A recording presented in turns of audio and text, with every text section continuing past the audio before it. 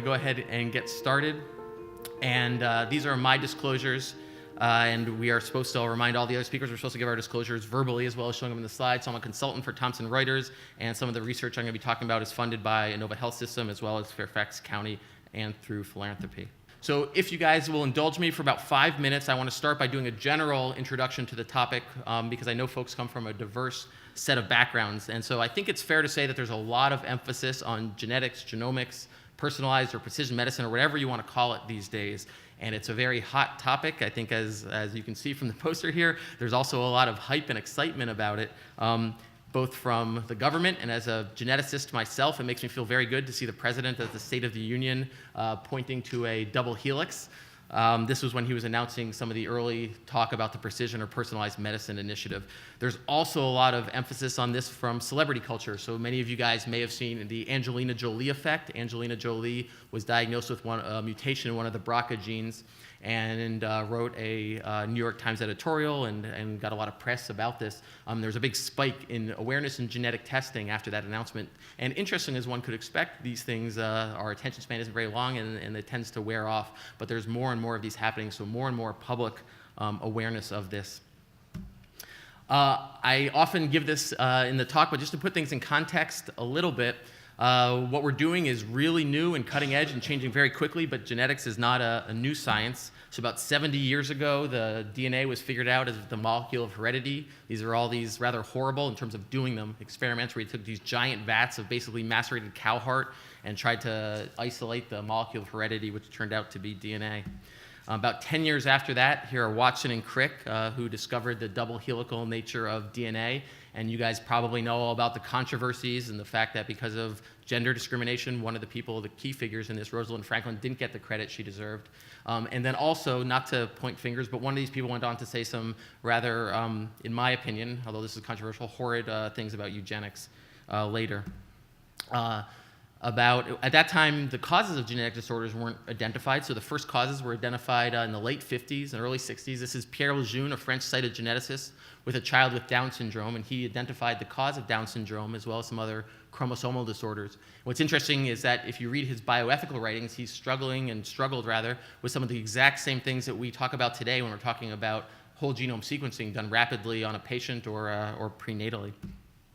Skipping way further forward, about 15 years ago, the Human Genome Project, there was a race to see who could be the first to sequence the human genome. Craig Ventnor on the front, on the private side, and Francis Collins, the current head of the NIH, on the public side and back, and you'll get different answers about who won depending on who you ask and who you believe.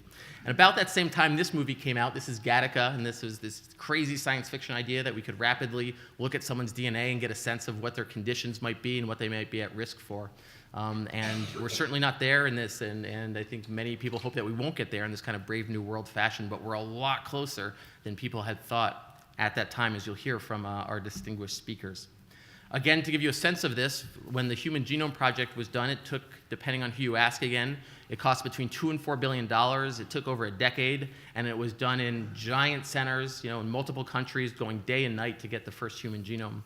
Now see that white machine in front, it was about the size of a dorm fridge. For about $1,000 in about a week, we can get a much better version in many respects of a version of the human genome.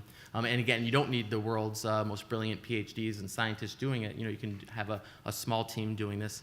I don't have a crystal ball. I don't think we're going to be spitting into our iPhones, 15 years from now and immediately getting a readout of what our genome is and what our prediction is. But we're probably much more cheaply and much more quickly using maybe a smaller machine, going to be able to generate a lot more genomic data. So those of you who are pediatricians or clinicians, a lot more of your patients are going to have this kind of information, I would predict, and I could very well be wrong. Again, this is a lot of data though, right? So this is one genome of someone that we sequenced, just to give you a sense of the number of different types of variants. So for any person, you're going to get millions and millions of variants, and trying to figure out what matters, these are cliches, but is absolutely looking at millions of bits of data, trying to figure out what the needle in the haystack is. Or perhaps a better analogy, though beaten to death, those of us in the field would say, is this: we're looking for a needle in a stack of needles. How do you figure out what matters for a person's health by itself, let alone with other genetic factors and other non-genetic factors?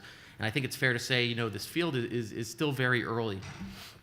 All right, and so with that preamble, thank you for allowing me to do that. This general introduction. I'm going to go into my talk now. And in preparing this talk, there were a number of possible topics and areas I could have gone into. I chose one that's near and dear to my heart, which is simply, not so simply, trying to solve some of these cases in the NICU of kids with possible genetic conditions and in pediatric practice. So I'm going to talk about background a little more, then go into the most important part, these stories, and then if you'll indulge me at the end for some lessons learned, if we have time. Alina's going to be our timekeeper, so she gives me the hook, I'll spare you that. To start with background, just a little bit about where we are. Our research institute is in Northern Virginia, outside of DC. We are part of a system with a number of hospitals. Here's our main campus. It's about an hour from here, or depending on typical DC traffic, about 8 hours of driving.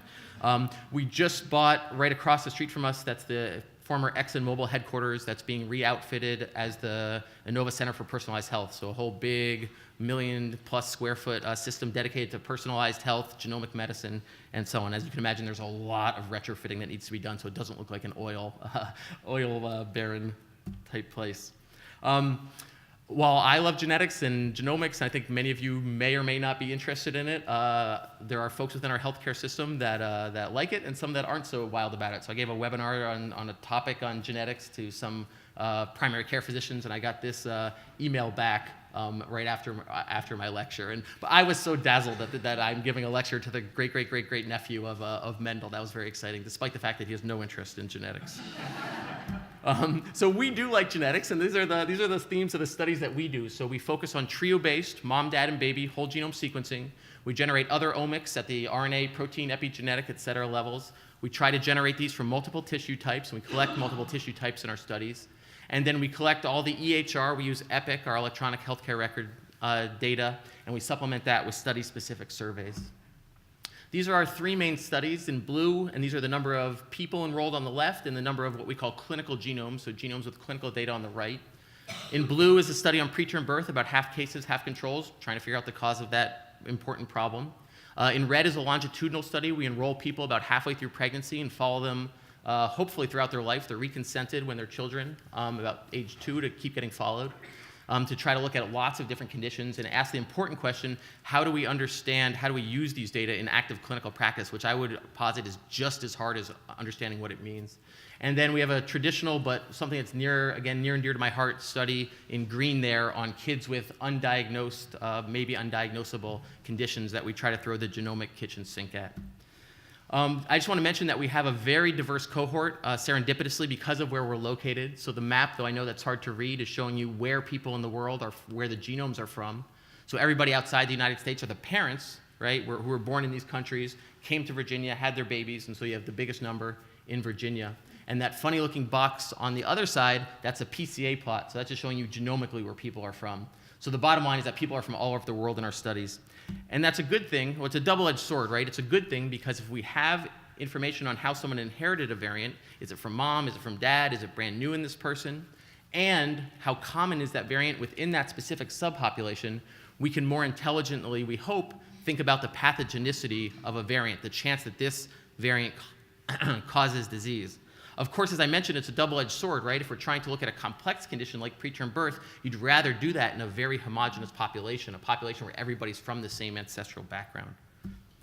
I do want to mention, and hopefully you got the sense of this already, that folks that you're going to see on the stage, the analogy I always use is we're the very visible penguins on the tip of the iceberg, right? Talking to clinicians, talking to you guys, talking to patients, right? But there's an equally or perhaps even more important system below the surface, right? And that's the IT systems that are doing things to manage these data, to appropriately secure these data, right, with the proper confidentiality and privacy and all that, making sure that the right people can get into the data and the wrong people can't. And this is a tremendously expensive proposition. So as expensive as it is to generate the data, whole genome sequencing and all the other omics and analyze it, it's just as expensive to, quote unquote, simply store it and use it in an appropriate way. It is not an easy thing to do. You can't put these things on a disk drive and then just kind of pass them around. All right, so with that, I'm going to go into some cases.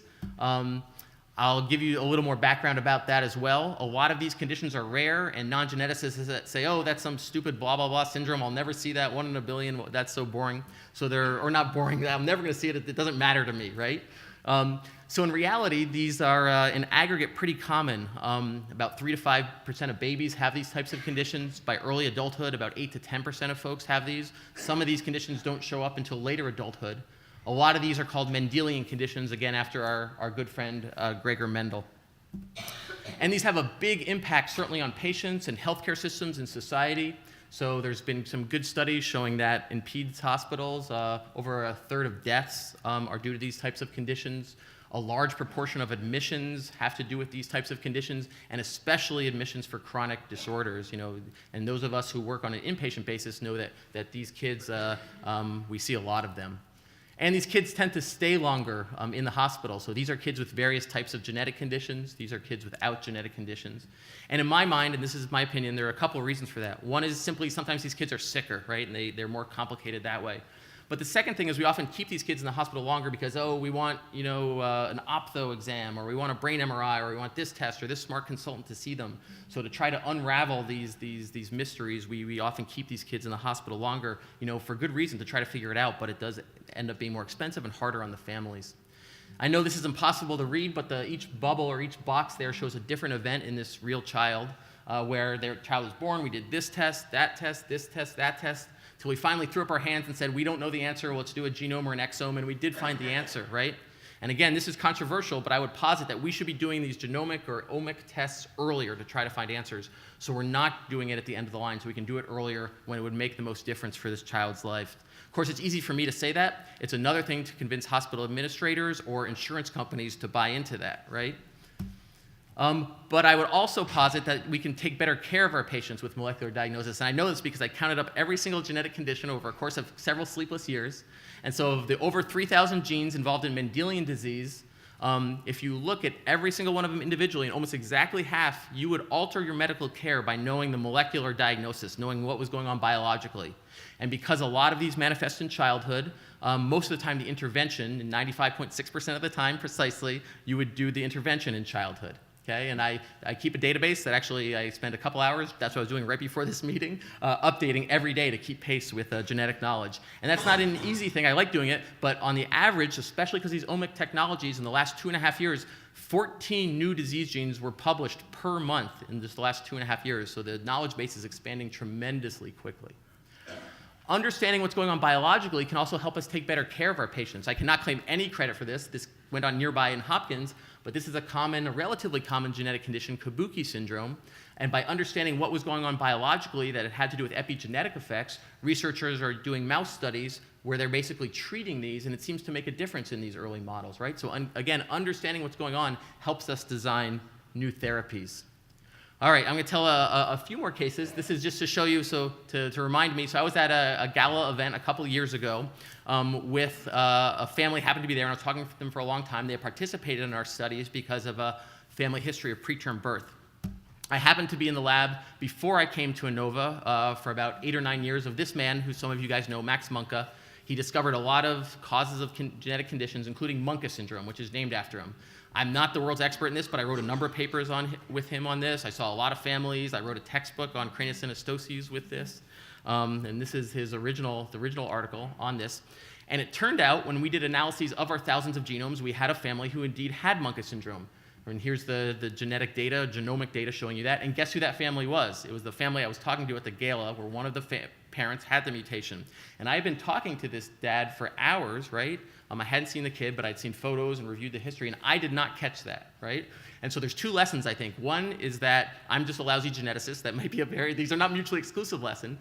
But the second lesson, I think, is that our definitions of what these conditions mean is changing dramatically with all these new types of data we have, and so we have to really either throw out or rewrite a lot of the textbooks about this.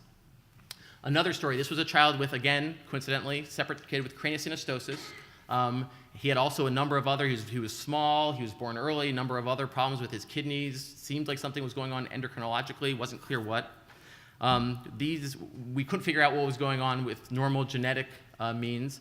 These people in the pedigree participated. Here's the kid here. He had this odd, pretty severe condition. Nobody else had anything in the family. We didn't find anything through standard analyses when we did whole genome. We added a patch to the pipeline that looked at imprinting disorders, right? So we found a mutation in this kid that all these other folks had.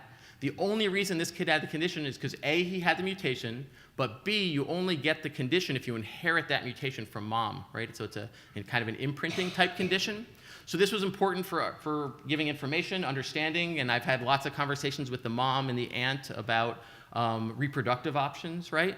More importantly, when we realized this, we realized that there are about 12 other people in the world who had this condition, who've been described a couple of years before, and they all had severe adrenal hypoplasia.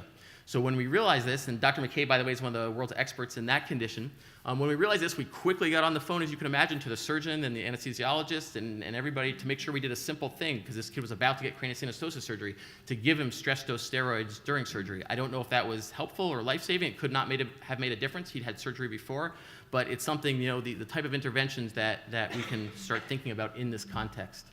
This is another kid who had skin anomalies and what looked like kind of this neonatal stroke picture. The very bright geneticist, not me, who saw him said this looks like a condition called Adams-Oliver syndrome. Sent off testing for that. There were 4 genes known. It was negative.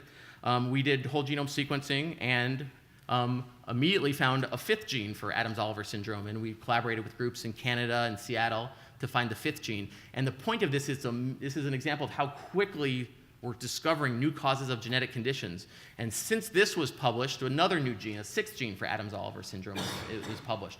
One of the things that's exciting about this, I think, is that by understanding this gene, which is a key gene in the Notch pathway, Notch signaling pathway, we can perhaps understand kind of normal cardiovascular events and things like strokes in the general population. We're doing active research in that. Dr. McCabe is going to talk much more about this, so I just want to touch on, I gave individual N of 1 cases. We can combine these separate, sometimes considered Mendelian conditions, and look at them in aggregate. So one of the things we did, we looked at about 1,700 kids as kind of a thought experiment who had had whole genome sequencing with their parents and who had had newborn screening, of course, like almost every baby in the United States.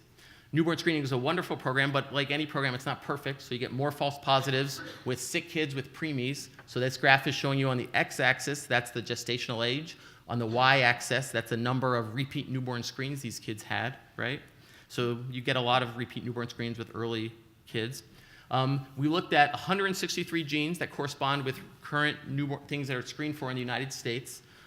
In purple, that's the number of protein-altering changes that we found in our cohort. Okay, so on the y-axis, the number in each gene. And then that brown line is showing you the number that were available in these public databases, right? So the takeaway from this is that if you sequence any population, you're getting lots of new information. And the databases, the knowledge base is not such that we know how to interpret this yet, right? So when we compared these, we compared kind of a head-to-head standard newborn screening versus genomic sequencing. There are certainly a lot of cases we could have resolved if we had the genomic data. But as you can see from that, where's the number 405, the uncertain, you get a lot of uncertain events, right? Uncertain data. So you get more data, and you can resolve some cases, but more is not always better, right? And certain conditions really don't work well to look at genomically for newborn screening. For example, hypothyroidism. The genes are super polymorphic. You have lots of changes, and there's lots of causes of congenital hypothyroidism that aren't genetic, okay? One of the things, however, that's talked about is can we extend, and this is very controversial, but can we extend newborn screening by using some of these genomic methods? This was a kid, as you can see, with massive hepatosplenomegaly. It was thought this was due to an anatomic shunt. We did whole genome sequencing and figured out, before it was figured out clinically, this kid had a type of Niemann-Pick disease. So I remember I was at a conference in California, and I got a call from my bioinformaticist and said, could this kid have Niemann-Pick? And I looked on my little app on my phone at his medical records. I said, oh yeah, I think you're totally right. This kid does have that. And so we sent him to some wonderful biochemical geneticists at Children's National, downtown DC, and then got on the phone with Denny Porter, who's the world's expert, one of the world's experts on this. He's at NICHD, and with the transplant team, we're able to do IV cyclodextrin to hopefully get him to transplant, which he did. He's now status post-transplant and doing reasonably well for this condition. Oh, and just if you don't believe it, here's the Sanger traces showing he really did have mutations. The other thing in this cohort of 1,700 kids that we found is that 15 of them had genomically predicted, and now they've been by enzyme assays shown to have G6PD deficiency, right? The most common enzymatic deficiency in humans. This is something that's screened for in Washington, D.C. and other states. It's not screened for in Virginia, so we're able to figure this out and tell these families, make sure your kids don't get certain medications, keep them away from certain foods, et cetera. And then the last thing, and I promise this is the last thing about this, we're also able to use this data for lots of other uses. So we just have a couple papers that just came out or just about to come out. showing that we always associate advanced maternal age with non-disjunction events. It's known that with advanced paternal age, because dads don't get off the hook, there's more mutations, but we actually get more mutations as well with advanced maternal age, which is what's showing you. And our more recent research is showing you certain areas of the genome that are more prone, and other correlates, assisted reproductive technology, and other things that correlate with that. So let me go into very quickly in 2 minutes on lessons learned, okay? First of all, it should be clear from the talk that the diagnostic paradigm is shifting, right? So we're not in this house model anywhere more where one of us looks at a patient, suggests a test, it's wrong. Then another person suggests a test, it's wrong. And as I often joke, then in house, people go off and have affairs, and eventually they figure out the answer, right? So now the answer, now I think, and this is my opinion, is that we should be collecting these data, and it's the role of someone like me to help think about and synthesize that data, not to suggest a specific test at the outset. And that's a very uncomfortable thing for physicians, right, who have been taught that they're the ultimate arbiter, and then they get to make the decisions, and now a lot of the diagnoses are in the hands of bioinformaticists, and I think that's an uncomfortable thing and a controversial thing in our field. The other point, and I won't ask where you guys think we are on this graph in terms of hype about personalized or precision medicine or genomics, but it's very clear that there's a lot of excitement, in the public, in popular literature. You see it in the press, in the scientific press, the lay press, all the time. Again, I would argue that we need to make sure that people realize that we're very early. We're at the Wright brothers or the Model T stage. Again, our ability to accurately interpret what one genetic variant means, let alone a host of genetic variants with non-genetic factors, is really early. And I think the public especially, and certainly clinicians as well who aren't as trained in this, sometimes think that we can do more with genomics than we actually can, or genetics.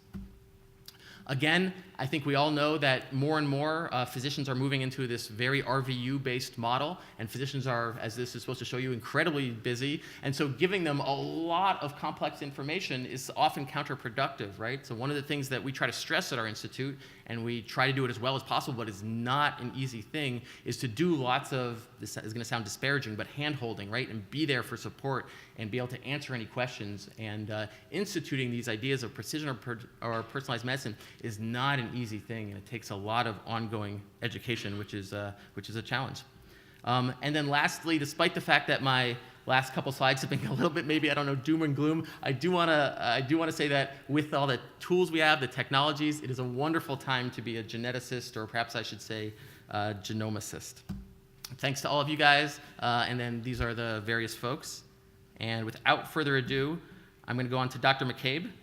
Dr. McCabe is the Senior Vice President and Chief Medical Officer of March of Dimes Foundation. He has been the president of just about every society and won every award and published on everything else you can imagine, so I encourage you guys to Google more. Thanks so much.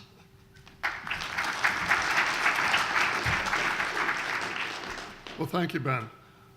So I'm going to talk about newborn screening and the role of genomic sequencing and omics integration. I have nothing to disclose.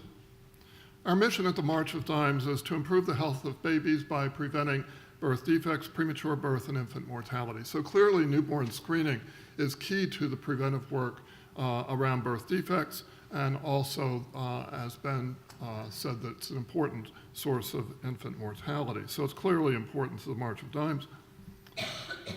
Start off with a case that will then end up with a discussion of. It's 2022. 34-year-old Gravida-4 Para-3 mother is offered a novel, quote-unquote, newborn screen. During her third trimester, blood will be taken for DNA sequencing. And as a pediatrician, she has a number of questions about this new way of doing newborn screening. So we'll talk about an overview of DNA sequencing and newborn screening, supplemental newborn screening, integrating omics with DNA sequencing, and then finally back to the young woman, and should newborn screening go to the third trimester. So let's talk about DNA sequencing and newborn screening. Some have said that this would consolidate testing platforms, and this is certainly an issue. Tandem mass spectrometry has done some of that, but there are still many different technologies that are used in newborn screening laboratories, and so one argument is just sequence it all. You'll only need one piece of equipment, and you'll be done with it. But newborn screening is solely based at this point in time, and for its history, on ascertaining phenotypes. There's one newborn screening test for SCID that uses DNA, but it's really a phenotype because it's the TREX, the excision circles. So when will we have enough, know enough about the association of sequence variants with phenotypes to identify 100% of affected babies? And Ben alluded to this in his presentation. So the Human Genome Project is leading to cheaper DNA sequencing. Ben talked about that. DNA is present in the newborn screening dried blood spots. My group then at the University of Colorado, shortly before moving to Baylor, was the first to show that. Bob Guthrie, by the way, congratulated and thanked me for that. He said my test, the Guthrie test, which was a bacterial inhibition assay, he said that will go away, but you just allowed my test to move into the molecular genetic era. The NIH has funded 4 grants to determine if DNA in the dried blood spot can be sequenced and the implications of this. So each of those sites will consider 3 areas of interest: genomic sequencing from the newborn screening dried blood spots, an analysis of the sequence data, investigation of the impact of these data on patient care, and then the ethical, legal, and social implications of the use of genomic sequence information in newborns. How will we go about it? And Ben already talked about the importance of bioinformatics.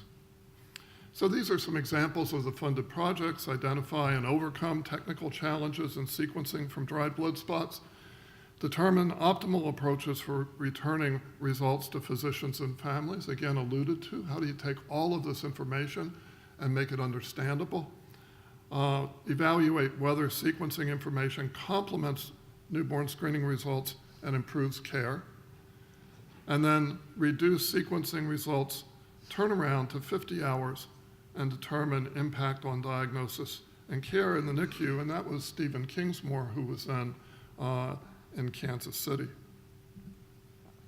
But his group has already done better than that. They published last year that the group at Children's Mercy in Kansas City, that they could do 26-hour turnaround for whole genome sequencing in genetic diseases emergencies in the newborn intensive care units.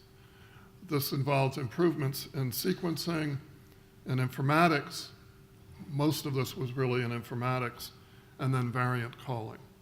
And their results showed a sensitivity and a specificity of 99.5%.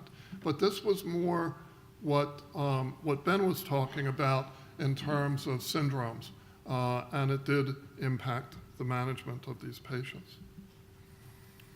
But if we're thinking about newborn screening and DNA sequencing, then which sequence variant should be reported in the context of newborn screening? Everything that's identified? Well, there'll be some things there that aren't pathogenic. All with known associations for diseases. Other sequence variants, for example, adverse drug events. Again, there we know about adverse drug events in adults. We have very little information in children, let alone newborns, but we need to accumulate that information.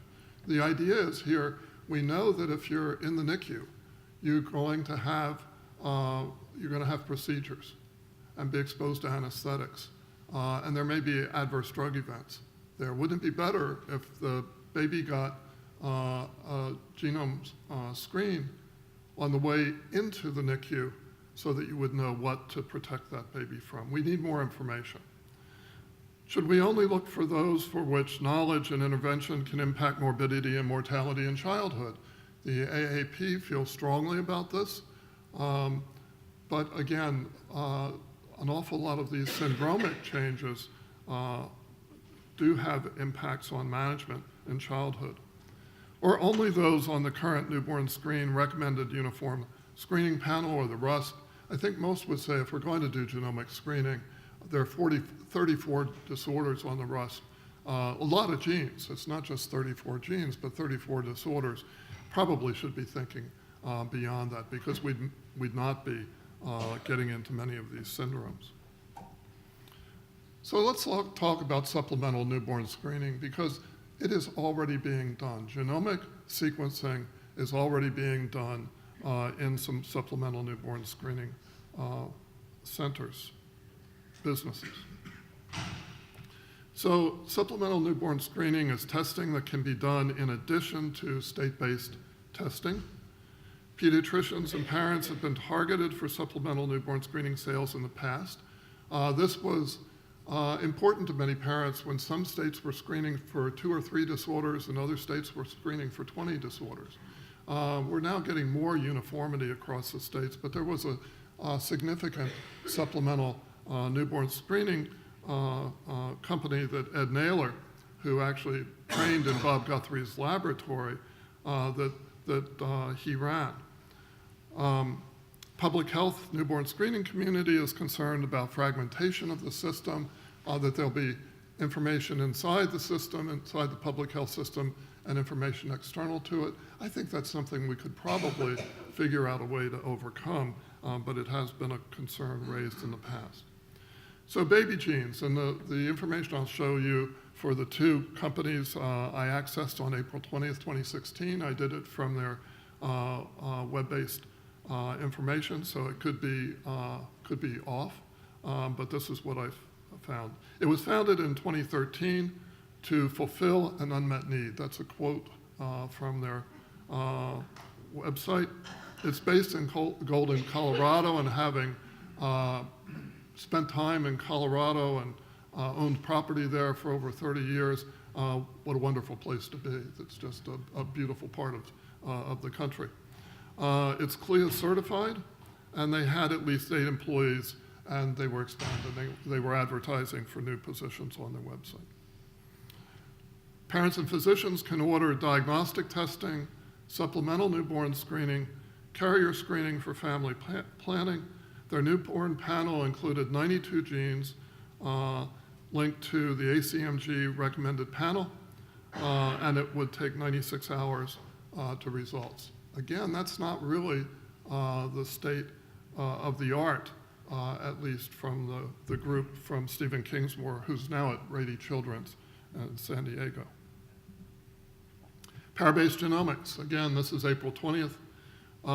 It would be ending the diagnostic delay. And I have no interest in either of these companies, by the way, just to make it clear. There are 3 offerings. Newborn DX diagnosis, 554 genes. Newborn DX hearing loss, 106 genes. Rare DX, which is a clinical exome, they're all run as trios, and the results are available in 7 to 10 days. The state of the art now or the requirements from the Secretary's Advisory Committee about newborn screening is that the results for critical disorders get back in 5 days. So this is pushing the limit if it was done in isolation. And I'm concerned about that. We get seduced by technology. Ben showed you on the graph there, and I'm concerned that somebody will say, we've got DNA sequencing. Why do we need these old-fashioned tests? We can do the high-tech thing. So that's why I worry, and the March of Dimes worries about losing the phenotypic screening.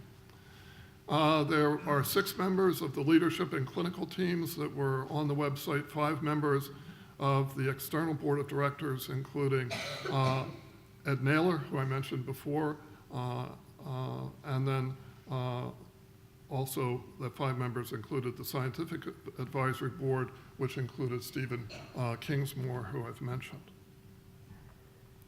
But let's look at where we don't have to think of these 2 things in separation, where we're doing the phenotypic analysis at the biochemical level and whole genome sequencing.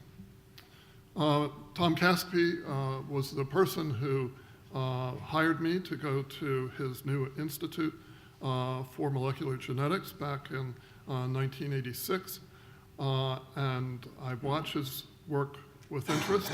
He's always out ahead of the curve. He had published a paper previous to this where they had done whole exome sequencing in normal volunteers, in quotes.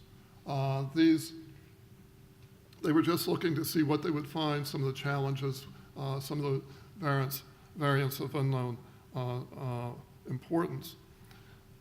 These were 80 healthy adult volunteers from the previous whole exome sequencing study. They looked at 575 plasma metabolites, and they integrated both genome sequencing and the metabolomics with clinical data. Well, guess what? Not all of the healthy volunteers were in fact healthy.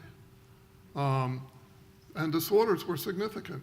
Fructose intolerance. Remember, these are adults now.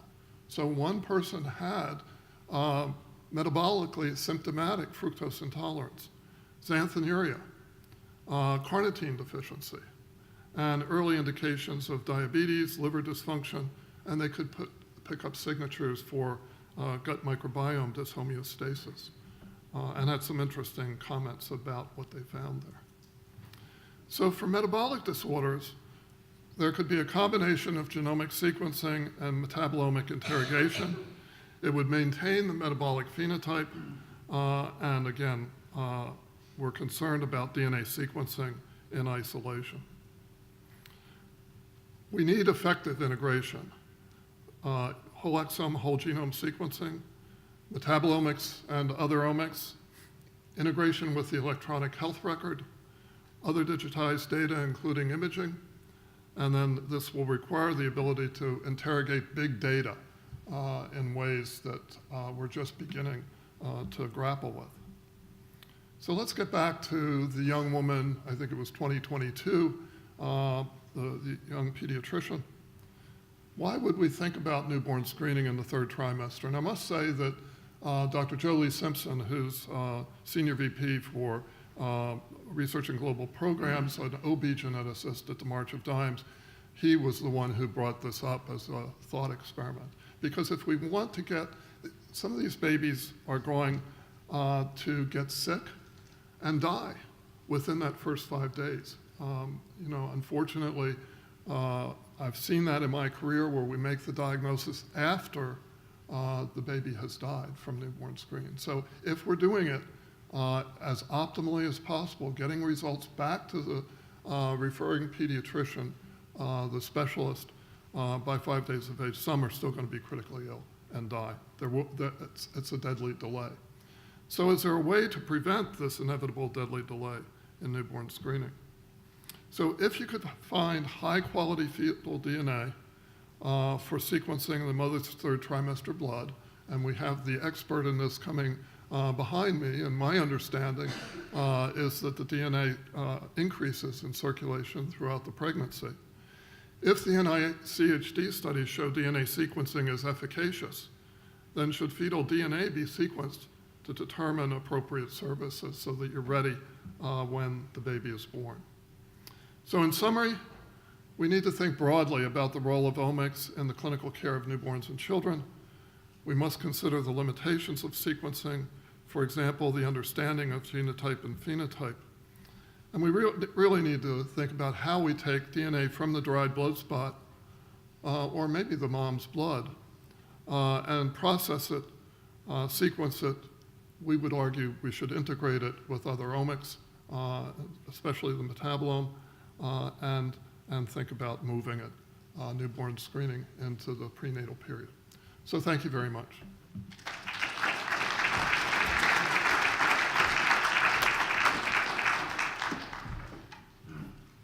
Thanks so much, Dr. McCabe. We're going to move on. Dr. Bianchi is an endowed professor at Tufts University Medical Center. She's a director of one of the research institutes there. And again, please refer to her Google and Wikipedia entries for more information. Thank you, Ben, for inviting me to speak in this important symposium. And thank you, Ed, for the segue into prenatal life. Just my quick disclosures, I am an advisor to Illumina's Reproductive Genetic Health Expert Advisory Panel, and I also receive sponsored grant funding, which is no different from funding from any other activity. It's run through Tufts Medical Center. What I'm going to talk about in my session is the clinical impact of cell-free DNA sequencing. It's been a revolution in genomic medicine. A lot of people who think about the effects of personalized medicine, sequencing, developing new therapies, frequently ignore what's happening in the prenatal world. And I would just like to point this out here, that The testing first became clinically available in 2011, and look at this logarithmic growth. Over 1 million tests are being offered worldwide per year, and that number continues to grow. And as I'll talk about, it's had already an impact on the number of invasive procedures which were formerly being done for women over age 35 to detect fetal chromosome abnormalities. So I'll go into all of that in detail. So I'm going to make 3 points today. I'm going to try to argue for the fact that prenatal genomics is the most mature and translated area of genomic medicine. Some of you in the room may have already had this test, and you certainly have had patients, mothers of patients who have had these tests. But as is always the case, you find out things that you didn't expect to find out when you introduce new technology. And I'm going to spend part of the time on the so-called false positive cases because they've led to new knowledge regarding prevalence and natural history of genetic disease, and I think this has implications for pediatricians. And the third thing, which doesn't have an immediate message for pediatrics, but I think it will, this non-invasive prenatal testing, which I will hitherto refer to as NIPT, we've shown very accidentally that it functions well as a crude liquid biopsy. So we've shown proof of principle for liquid biopsy to detect cancer, even though it wasn't designed to do this. So those are my 3 points. So the first one is that prenatal is the most mature and translated area of genomic medicine. So the difficulty, I think, Ed, for the 3rd trimester newborn screen is that when we do the sequencing, we are not isolating fetal DNA. So what we're doing is we're measuring DNA fragments that are naturally fragmented that are coming from the placenta. So we use the word fetal, but we're actually looking at the placenta, and that's going to become very important in the second part of the talk. But we also have maternal DNA. So everybody in this room has cell-free DNA circulating in their blood. It comes from your hematopoietic system. So 90%, on average, 90% of the cell-free DNA that is in the maternal blood sample is maternal, and we don't isolate the fetal-placental DNA, so that's important to remember. The testing is done in a variety of ways, and I don't have the time to go into the different formats, but just as a general example, first of all, as I mentioned, the DNA is already fragmented. The fragment sizes are slightly different between the fetal and the maternal. We don't use that to the extent that we could, but the fetal DNA fragments are slightly smaller. And on average, they're about 140 base pairs. We sequence the first 25 or 36 letters of the genetic code in those fragments, and that information is specific enough to then align or map that fragment to a specific location on the human genome. So for the most part, the testing is being done to look for the common autosomal aneuploidies, trisomies 13, 18, and 21. So just as an example, if you're looking to see is there excess chromosome 21 sequence, you map the fragments to chromosome 21, but then you need to use some sort of reference. How do you know if 21 is elevated unless you have something to compare it to? And there are different iterations of this, and I'll show you how it can go awry in a later part of the talk. But in general, if we say the reference chromosome is chromosome 9, there should be a 1-to-1 ratio of the amount of fragments of DNA mapping to chromosome 21, and that should be the same as the amount of fragments aligning or mapping to chromosome 9. If it's 1-to-1, there's no aneuploidy detected. If it's too high, there could be a trisomy. If it's too low, there could be a monosomy. So there's been a rapid progression of test options. The test first became clinically available in late 2011 in the United States, so October 2011, and by 2012, multiple companies were offering non-invasive prenatal testing for chromosomes 13, 18, 21. Very quickly afterwards, there was an additional test option offered for the sex chromosomes. So first, for sex chromosome aneuploidies, some of you may have had women who've come in and said that their babies were non-invasively diagnosed with Klinefelter syndrome as a result of this testing. We've never screened for Klinefelter syndrome prenatally before. That was in 2012. And then other whole chromosome aneuploidies were added in 2013, chromosomes 9, 16, and 22. And in 2013, microdeletion tests were added. So some of them you're very familiar with, Cre-du-Chat, Prader-Willi-Engelmann syndrome, most commonly DeGeorge syndrome, and the pink arrows refer to the options that are available in the United States, and there are additional options offered by the companies in China that are indicated in blue. And then most recently, late 2015, one of the companies began offering what they're calling the non-invasive genome, which is detecting copy number variants, so variants from the normal baseline at the level of 7 megabases. So that's equivalent to a crude metaphase karyotype. So you're getting a non-invasive karyotype from the blood of the mother. Now, this has all been moving very, very rapidly. Even the majority of my research is focused in this area. I have to update this talk literally every month. And I recently gave a talk at the genetics meetings in March. They made me upload the slides in January, and there were certain sections that were already significantly outdated. So it's moving very, very fast. You're probably familiar with what's currently recommended, for prenatal screening for aneuploidy. It is recommended by ACOG to offer all pregnant women prenatal screening for aneuploidy, and that is currently offered as serum screening with an ultrasound test for the nuchal translucency.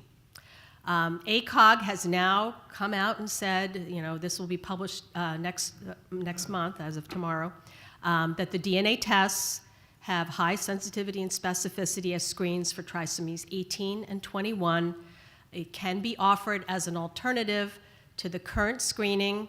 Insurance companies don't necessarily pay for it for low-risk women. They generally do pay for it for high-risk women.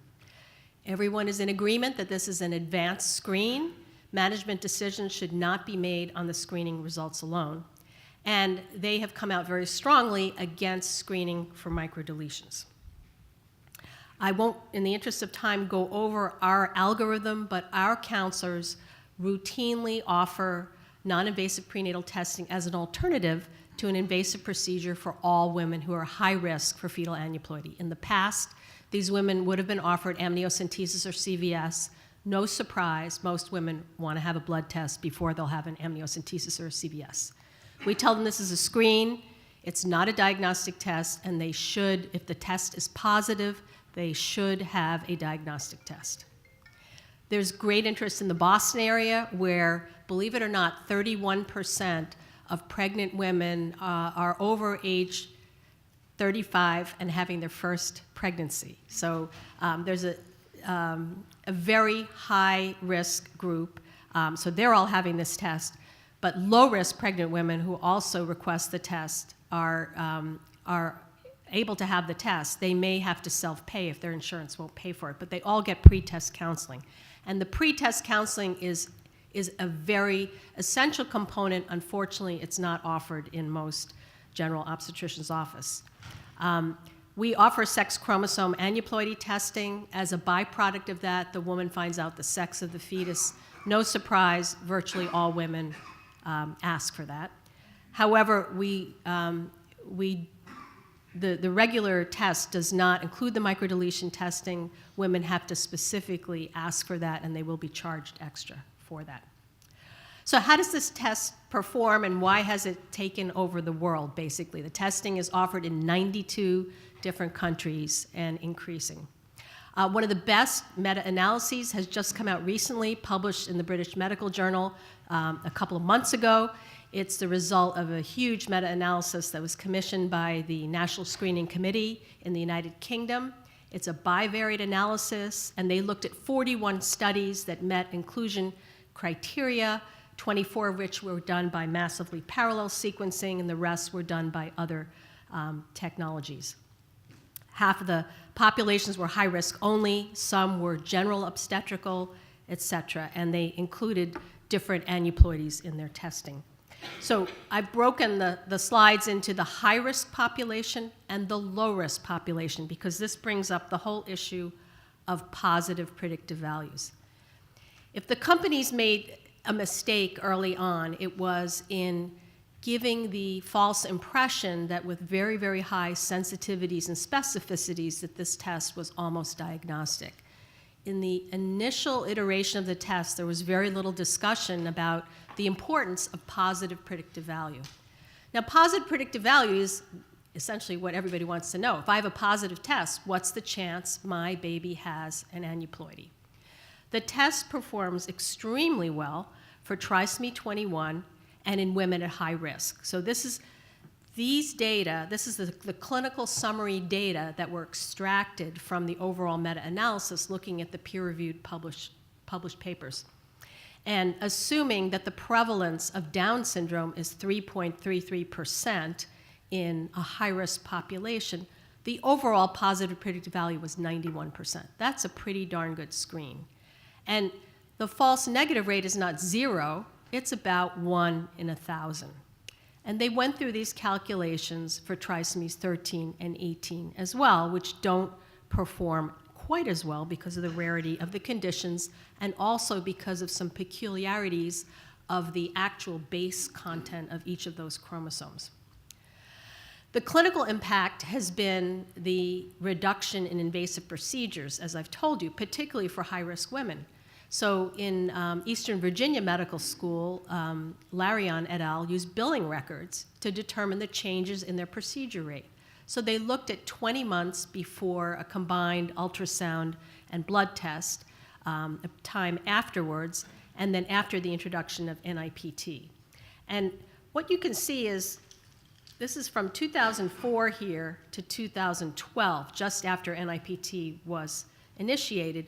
And you can see that amniocentesis was gradually declining anyway because of the increase in interest in testing earlier in the pregnancy. However, this is the key part of the slide here, this tremendous drop in CVS. It declined by 69% after the introduction of non-invasive prenatal testing. So this is being shown worldwide now. There's a 50 to 70% reduction in invasive procedures. Now, while that's safer for pregnant women because you avoid the risk of an unintended miscarriage related to the procedure, it has tremendous downstream implications on training and expertise in performing the procedures. Now, the test performs so well, there was a lot of discussion, is it going to perform differently in general risk obstetrical women, women who are lower age, women whose fetuses don't have a sonographic abnormality. And this is where positive and negative predictive values become important. So the positive predictive value depends on the prevalence of disease in the population.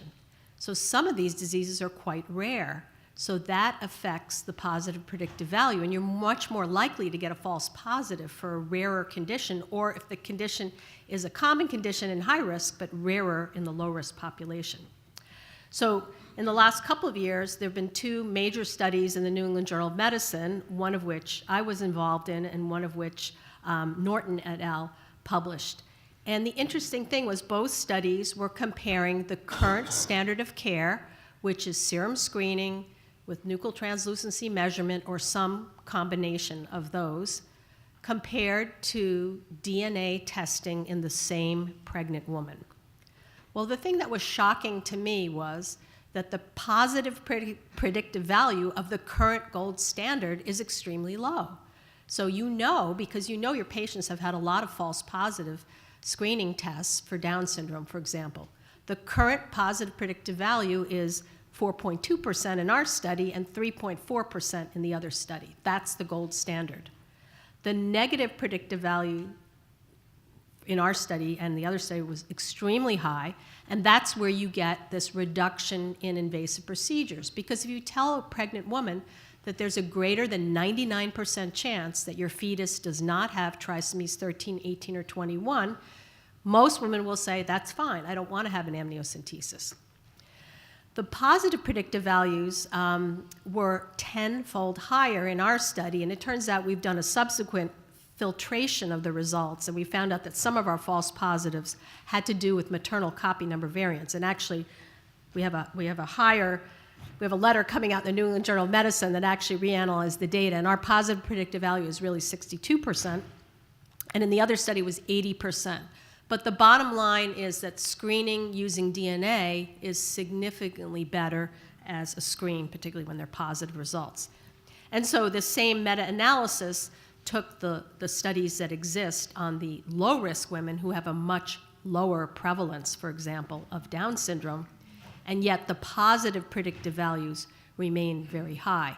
And one take-home message is that the screening for Down syndrome is better than screening for trisomies 13 or 18, but still better than the current standard of care, for which there's no prenatal screening for trisomy 13, for example. So just quickly moving along to the false positive cases. When I say false positive, I mean that the NIPT results were abnormal, the screen was abnormal, but the fetal diagnostic test, either the karyotype or the chromosome microarray results were normal. Now, there's been a lot of concern because, at least in one study, 6% of women who had a positive screen result, despite recommendations by all of the professional societies, they went ahead and they terminated their pregnancy. They did not get a diagnostic procedure. So that's the big concern about false positive results. We're more focused on the new knowledge that can come from the maternal and fetal placental biology, which I'll summarize here. So up to 2% of the high-risk cases are discordant, and most of them turn out to have a biological mechanism. So either confined placental mosaicism, twin demise, or maternal findings, which I'll go into a little bit more detail. So confined placental mosaicism was really studied extensively by Dagmar Kalousek, who was a pathologist at the University of British Columbia. Unfortunately, she passed away a few months ago.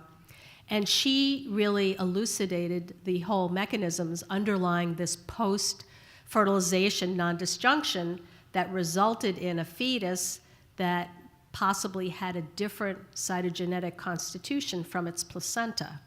So in this situation, we're picking up trisomy coming from the cell-free DNA, coming from the placenta here, but the fetus, as shown by the amniocentesis, for example, is chromosomally normal. And she showed from chorionic villus sampling data that this occurred in 1% to 2% of pregnancies. Well, I think this is important for pediatricians because it turns out that there's some interesting biology in confined placental mosaicism. And in another study, Francesca Grotti studied over 50,000 CVS karyotypes in which there was a confirmatory amniocentesis performed in the same pregnancy. And she showed that there was a discordance between the CVS, and remember the non-invasive prenatal test is like the CVS because it's measuring the placenta, and the amniocytes was different depending on what the trisomy was involved. So the interesting thing was that for trisomies 13 and monosomy X, there was a high rate of discordance, meaning that the incidence of confined placental mosaicism for trisomies 13 and Turner syndrome was much higher than for trisomies 21 and 18. And that has a practical application, at least prenatally, because what we're recommending is that if the NIPT results shows trisomy 21 or 18, we believe that the woman can go on and have a CVS, and we tell her that 2% and 4% of the time, there still might be an abnormality that wouldn't be picked up by the CVS, or conversely, that the CVS might show something, but the fetus is really normal. But for trisomies 13 and monosomy X, because of this high incidence of placental mosaicism, you might want to wait for an amniocentesis. We also have additional data that's as yet unpublished that suggests that there's a high rate of whole chromosome aneuploidy in the placenta. So looking at other chromosomes, and I predict that this will have an important role in determining the etiology of fetuses with growth restriction. I'm just going to go quickly through twin demise. It accounts for about 0.4% of these discordant cases. The only way you can pick up twin demise is if you use a technology that measures single nucleotide polymorphisms, and you do need these trios to detect that. The lessons from maternal incidental findings kind of give us an idea of what's ahead for all of this genomic testing. In a comment that I wrote in Nature last year, I found that a lot of the companies were not obtaining informed consent from the pregnant women. So the pregnant women had no idea that the testing could detect something about their own health. And what's been found are maternal sex chromosome aneuploidies, copy number variants, autosomal aneuploidies, and microdeletions. I'm going to give you just a quick few examples. Just in one study, and this has implications for pediatricians, in 181 women who had abnormal NIPT results involving the X chromosome, when they got the maternal peripheral blood sample, they found 8.6% of the time the mother had a clinically unsuspected abnormality of the X chromosome. So she either had 47 XXX or 45X. That was a complete surprise. So we're now recommending mandatory testing of the mother when there's an abnormality of the X chromosome that's in the NIPT but not in the fetus. And what I've learned as a pediatrician is the clinical spectrum of some of these X chromosome abnormalities is much wider than we previously recognized, and we are worried about fertility, but actually these women give the good example that women who are 47 XXX mosaics or even 45X mosaics can actually get pregnant, because these women are all pregnant.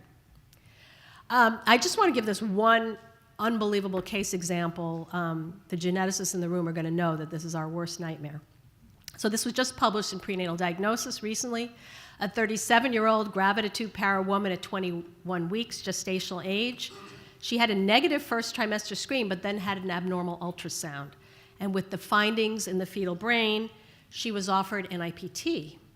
So she selected NIPT. She could have had the amniocentesis because of maternal age, and it was positive for trisomy 21. So there was a fetal karyotype performed, as would be recommended, and it showed that the fetus had a partial duplication on the long arm of chromosome 21. So this is a copy number variant, which is resulting in excess fragments mapping to chromosome 21. That's why the test was positive. So it's true that it's a false positive trisomy 21, but it's a true positive. Unbelievably, the copy number variant, well, the good news is it's outside the Down syndrome region, but it includes APP, so the amyloid precursor protein that's associated with familial Alzheimer's. The family history gets done, and lo and behold, all these people who are colored in black have early onset Alzheimer's disease. So the fetus is diagnosed as having a propensity to early onset Alzheimer's disease, but the mother is, and you couldn't make this up, she's an identical twin. So 3 people were identified as having a predisposition to early onset familial Alzheimer's disease as a result of this quote-unquote false positive NIPT test. So that's why I say this is the most mature aspect of genomic medicine, because this isn't theoretical anymore. We are really dealing with these cases every day. Another thing that's relevant for pediatricians, here's the detection. Here's, despite the fact that ACOG is not recommending microdeletion testing, women are getting it all the time. So here is a report, again in Prenatal Diagnosis, showing the clinical follow-up of people who had positive tests for DiGeorge syndrome microdeletions. And of the 32 women here who were identified, 20 of them were shown to have a maternal component. Now, the paper didn't say whether these women were known to have DiGeorge syndrome or not. I suspect that they didn't, otherwise they would have said something. So 20 women were identified as having clinically silent or subclinical DiGeorge syndrome as a result of having non-invasive prenatal testing for their fetus. They also had some false negatives, and that has to do with the fact that the region that they're testing is 3 megabases. So only 85% of the deletions in DiGeorge syndrome are as big as 3 megabases. So the best performance of the test is 85%. They're going to always miss 15%, and they did miss some in this report. So I'm just raising these questions that this testing is bringing up. And then I said I was using the term NIPT, but a colleague of mine, Jan Oosterwijk in the Netherlands, has said that NIPT really refers to non-intentional pre-symptomatic tumor diagnosis. And this is where the liquid biopsy comes in. So we reported on this. I want to thank Howard Buckner, who's the editor-in-chief of JAMA, and he's also a member of our societies, but he was initially a little skeptical, but eventually we won him over with this report. And you know, you don't think about a healthy pregnant woman having cancer, but it turns out, at least in older studies, it occurs in 1 in 1,000 pregnant women. And the most common cancers that you would see are the ones that would be expected for the relatively young age of the pregnant woman. These include breast and cervical cancers, the lymphomas, leukemias, malignant melanoma, and colorectal and ovarian cancers. And the reason why they cause a false positive result is that solid tumors release DNA into the circulation of the mother, and they disturb this genomic balance. It turns out, another thing we've learned from this testing is benign fibroids will also shed DNA into the circulation and can be a cause of false positives. So I won't go into details of the study, but we reported on 8 women who had a variety of cancers and who had had false positive DNA testing results. And at the time, because their fetuses were all normal, it was unclear as to why their results were abnormal. But I'm going to instead, for teaching purposes, give you a true case example. This woman was not in the JAMA study.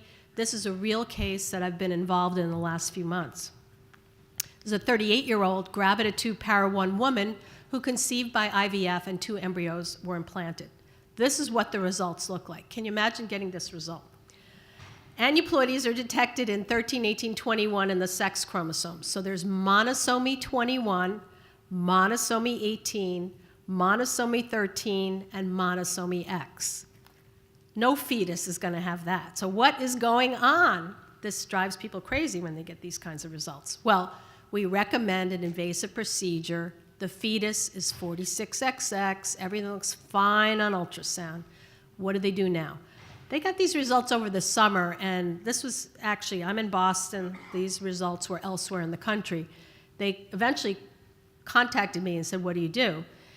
And I said, well, I think you should do an MRI. But this case points out the fact that you can get bioinformatics false positives. So remember, I said the reference chromosomes, you're looking for that balance between 21 and whatever's the reference chromosome for 21, 13, 18, and X. And this is her actual results. So the way the bioinformatics work, they only look at 13, 18, 21, but there's a lot going on behind the scenes. And what you're seeing here, first of all, here are all the chromosomes on the bottom, chromosomes 1 through 22, the autosomes. There's sample 1 in green, that was the summer sample, and sample 2 in blue, which was later on, I think it was in December. There's what I would call, we're calling it the sawtooth pattern that's very typical of maternal cancer. And what you're seeing is tremendous genomic imbalance. The arrow is pointing to where if you have 2 copies of every chromosome, you should have straight lines. But instead, what you're seeing is excess of chromosomes 5, 6, 7, 8, 10, 14, monosomy 15, excess of 20. And those chromosomes are all being used in this ratio. So that's why you're getting these tremendously screwy results. So what she needed was a whole body MRI, which can be safely done without contrast during pregnancy. This is not her. This is a different study from Belgium where they showed 3 women with abnormal non-invasive prenatal testing results who had lymphomas, ovarian carcinoma, Hodgkin's disease before and after treatment. And this woman, unfortunately, had multiple lesions detected in her liver. She was referred to a hepatologist who thought, oh, she looks too healthy. She can't possibly have cancer. They just had no idea the sensitivity of this test. So her treatment, unfortunately, was delayed by another few months. The baby was delivered electively at 32 weeks to facilitate the maternal treatment. They did not biopsy her during her pregnancy. They waited until her elective cesarean section, and unfortunately, she has stage 4 colorectal cancer. She's still alive, and she's being treated. I think in the future, there are two very interesting approaches that will help to clarify the situation. So one is from Dennis Lowe's laboratory in Hong Kong, where they're using genome-wide bisulfite sequencing, and each tissue has a specific pattern of methylation. And so that would allow us to determine, when you get these unusual results, is the excess DNA coming from the placenta, or is it coming from the liver, and it's associated with a metastasis, for example. Similarly, Jay Shenduri's group at the University of Washington has reported in Cell using the nucleosome map. So the nucleosomes are like spacers in the DNA sequence, and the pattern of regularity of the nucleosome positioning also is specific to specific tissues. So I think that these, and there are other possibilities, I think that the next iteration looking forward will be that there is an abnormal amount of DNA, but it's coming from a specific tissue source. So in summary, I hope I've been able to communicate that cell-free DNA testing is an advanced screen.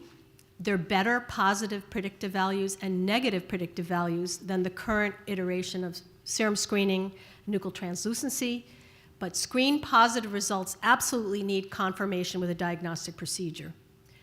The false positive cases, I've just been able to give you a small sampling of what we've learned as a result of this testing being implemented. But it's so sensitive that it's teaching us about the natural history of conditions that we never realized before. And you should consider both the maternal as well as the feto-placental reasons for false positive results.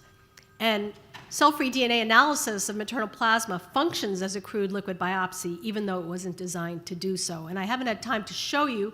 I have samples, sequential samples from some of the women in the JAMA study, which showed that their tumors grew during pregnancy when it was unknown that they had cancer, but after treatment, they totally clear the abnormal DNA sequences. So it's, again, it's not designed to be a liquid biopsy, it's not a cancer test, but it actually gives very interesting information. So I'd like to thank you for your attention.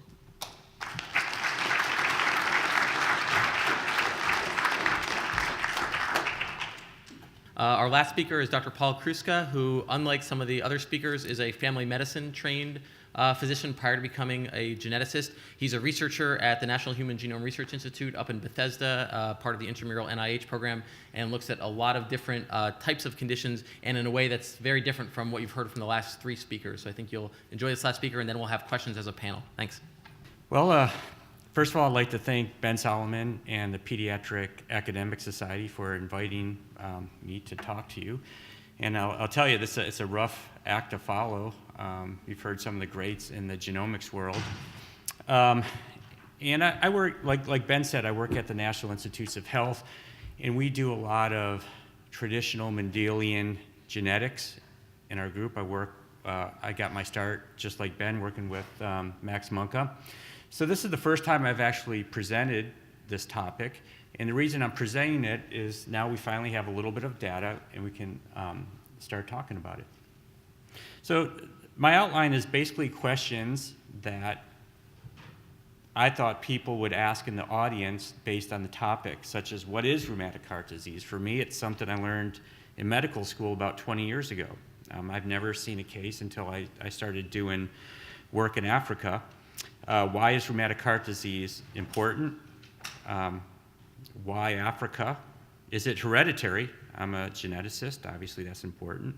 Challenges of the genomic studies in Africa, and then I'm going to talk a little bit about our data.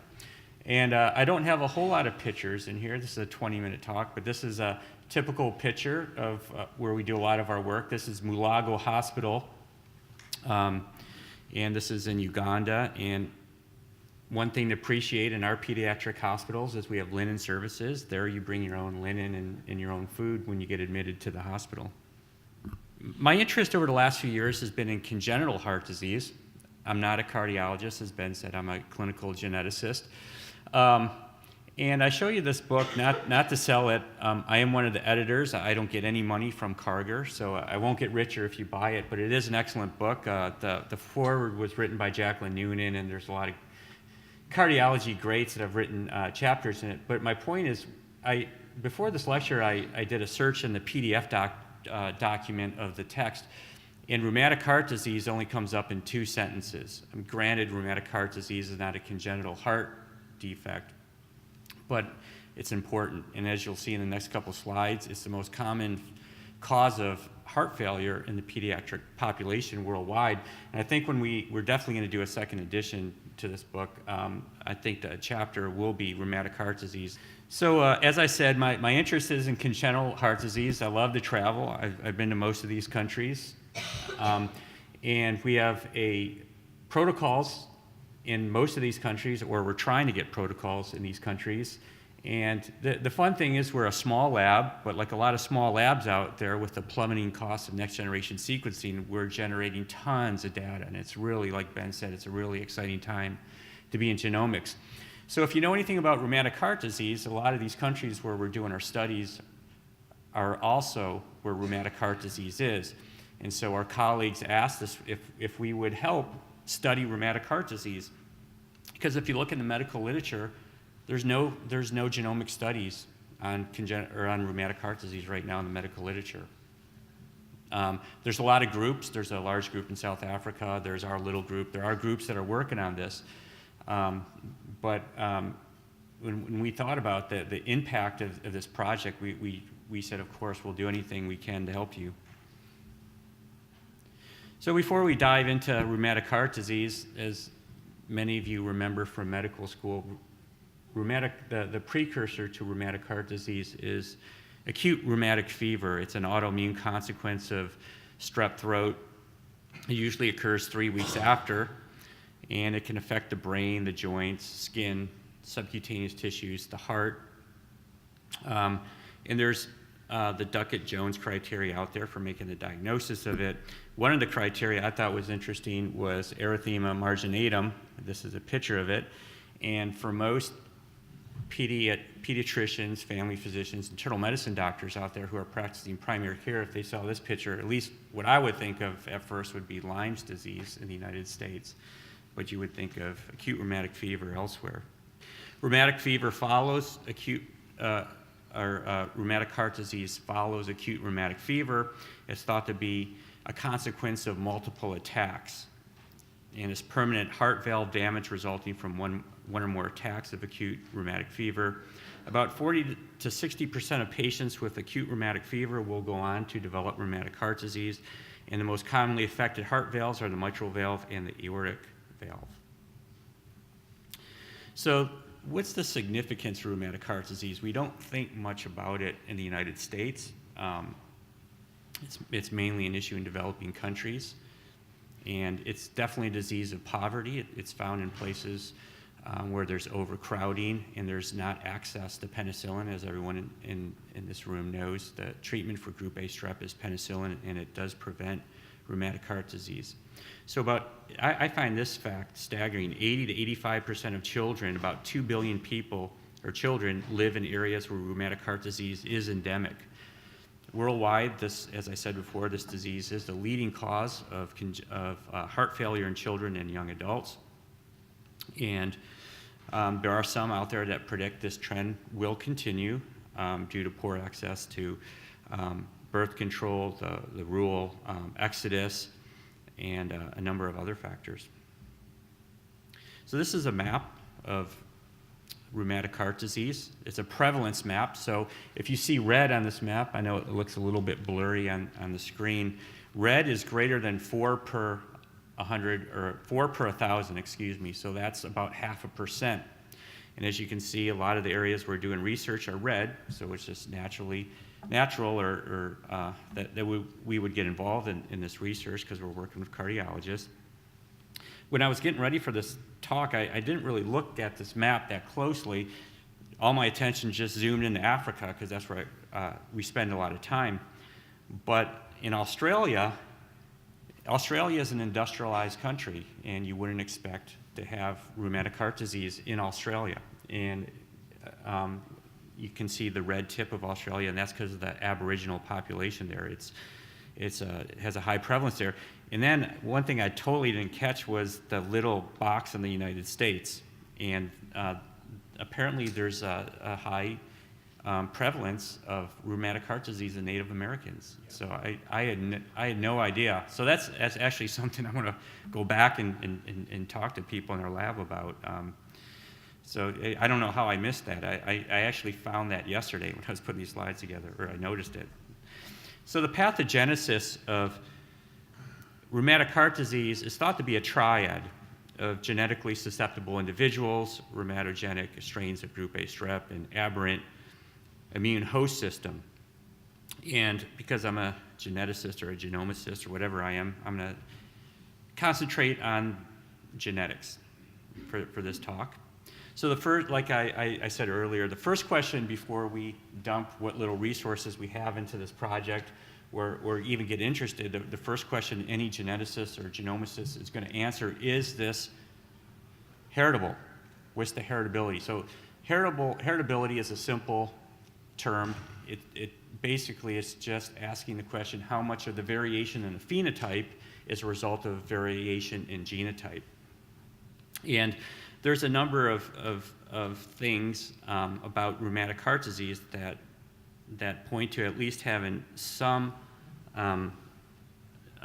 genetic susceptibility, such as only a subset of children with untreated streptococcal pharyngitis develop acute rheumatic fever. Only a subset of those predisposed to inflammation of acute rheumatic fever will go on to develop rheumatic heart disease. And then there's been a familial clustering that's been noticed for over 100 years. And then, of course, there's twin studies. And everyone in this room knows that twin studies involve looking at monozygotic twins who have the exact genetic makeup, and dizygotic twins, which has about 50% makeup, and comparing the concordance rates in these two groups. And this was a study done by Engel et al. A few years ago, and he just did a summary of all the twin studies with rheumatic heart disease. And as you can see at the bottom here, these are the concordance and disconcordance rates, and I actually calculated these just a little bit wrong. It should be 0.3, and then the bottom one's 0.06. So I just divided 49 over 49 plus 126 for the concordance rate and disconcordance rate for monozygotic twins. So you can see that about 30% of monozygotic twins both will get rheumatic heart disease, and only 15% and only 6% of dizygotic twins. So this is definitely evidence to this being a heritable condition. And in genomics, what we call this is a complex trait, meaning that genetics doesn't explain all of it. The environment also explains it, as opposed to a Mendelian disease like achondroplasia, where genetics basically explains all of it, all of the phenotype.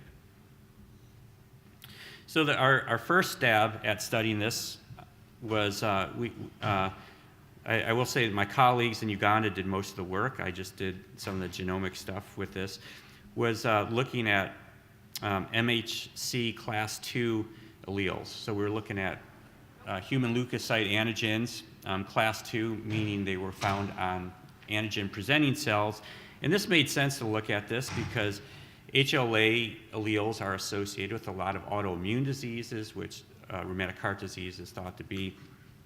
And the one thing when you only look at one class of genes is that you avoid the whole multiple hypothesis testing, so it's a little bit easier to do with small sample sizes. And we did, in fact, have a small sample size. We only had about 100 cases and 100 controls. And we found an association with DR11. And I think that's interesting, but when we took a step back from it last year, we really asked ourselves, so what does this mean? How does this help? How does this translate into something better for the patient? And so what we wanted, we formed some new goals, and we thought, let's do a study that's going to be unbiased. We're not going to look at just one gene or one class of genes. Let's just throw out the net and do a genomic test. And we wanted, what we want to research to result in is new treatments, more research, and identifying individuals at high risk. So over the last few years, we've been collecting cases mainly in Uganda. Uganda is in the eastern part of Africa. It's in sub-Saharan Africa, and it's, for those of you not good at geometry, it's next to Kenya, which you can see there on the right of the screen.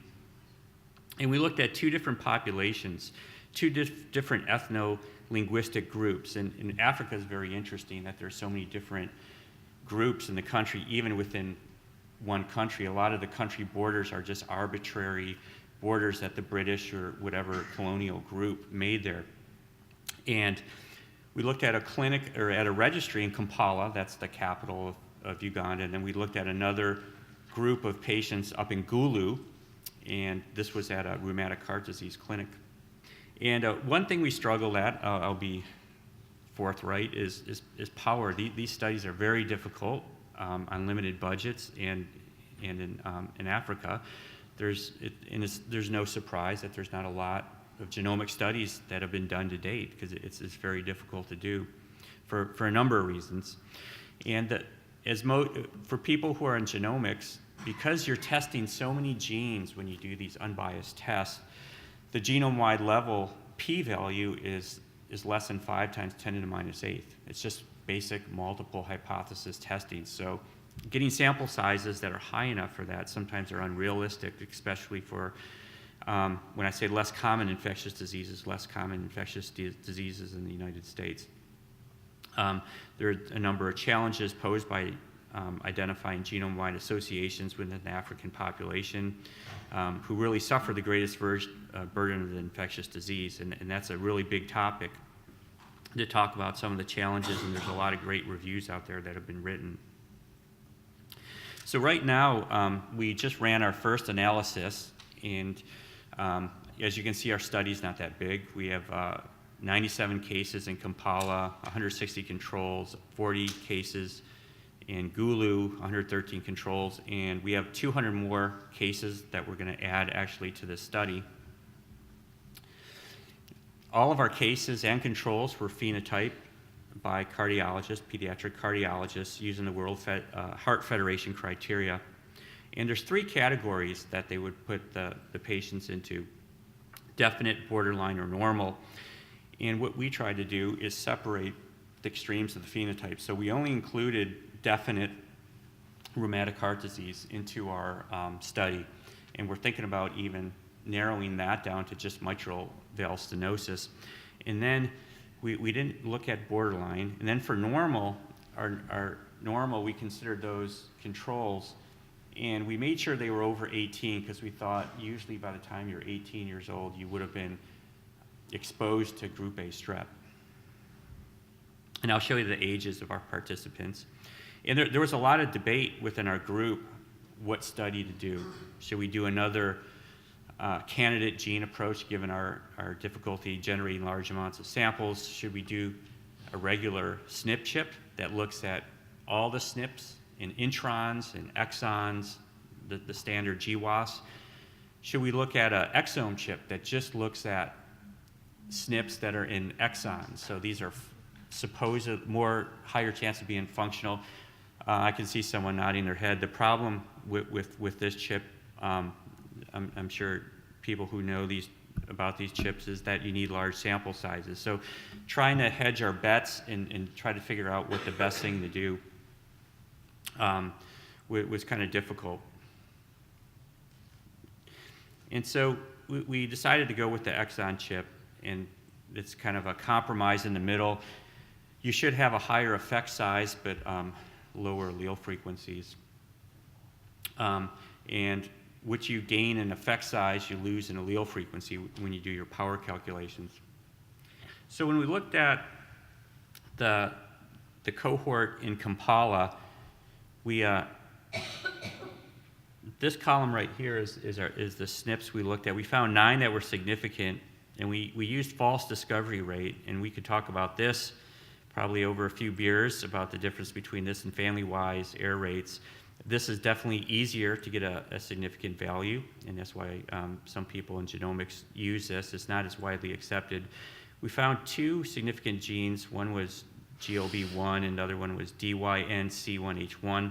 The problem with this gene here is that it was significant in both Kampala and Gulu, but it was going in different directions. So I'm only going to talk about GLB1. In GLB1, the minor allele frequency was higher in controls. So if the minor allele frequency is higher in controls, maybe it's a protective function. An interesting thing about the exome SNP chip was based on 12,000 people. Most of them were Europeans. There were some Africans when they designed that SNP chip. So a lot of the SNPs are rare. And with this is interesting. If you look in the European allele frequency, it's 1.4 times 10 to minus 3, but in the African population, it's a common allele. So that's kind of weird, or not weird, but it's interesting, and that's one of the things when you look at different populations, genetically they are different.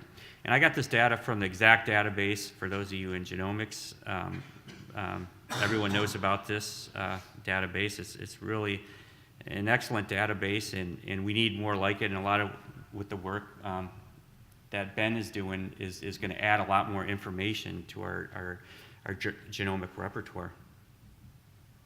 And so far, I'm hoping that when we add the more cases, our Manhattan plot will be a little more significant. So this is on the y-axis. This is the negative logarithm of the p-value, and like I said, usually -8 is what usually considered significant. So the GLB1 SNP would not meet that criteria, even though it did have a false discovery rate level being significant. At first I didn't think this was that exciting of a finding. I think of galactosides beta 1 is being associated with Muenke syndrome and GM1 gangliosidosis, which are recessive diseases that most geneticists know about. But it has an alternate transcript, alternate splicing transcript that also codes for elastin binding protein. And that's a lot more interesting. And we found in the medical literature some fibroblasts, and they were stained for tropoelastin and elastin formation. And A here is a control patient, and this E is actually a patient that has the variant that is homozygous for the variant that we found more prevalent in the controls. And you can see that obviously they look different, and there's less elastogenesis. And this is obviously just a hypothesis at this time, but it is known that elastin is an important part of the pathology of rheumatic heart disease, and there's been some studies that have found increased elastin on the valves of patients. So we're not sure how this relates, but it is interesting, and definitely there's room for more research. So now what? I think one thing, we need more patients. We need to increase the power of our study, and trying to figure out what to do with GLB1. Should we do some functional studies? We're considering that also. And maybe doing some candidate gene looks to see if that is really a significant finding. So there's a lot of exciting things to do. And also there's another group in the world that's also doing some work with this, and there's some room for collaborating also. I'm just going to put in a plug for doing research in Africa, and actually we do a lot of research in Asia also, is that it really leads to a lot of interesting and fun things, and it's been real exciting for us to do these projects in congenital heart disease and rheumatic heart disease, especially as geneticists. Yesterday, the NIH just released a press release on the Atlas of Human Malformation Syndromes, and this is a website that we created that's available at NIH, and it features malformation syndromes in different ethnicities. And if you just Google this, you can get to it. So that's been kind of nice that it was just released yesterday.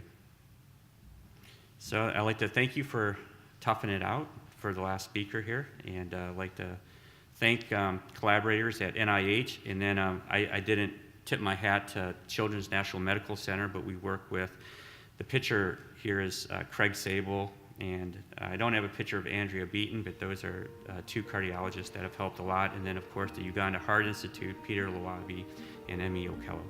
Thanks.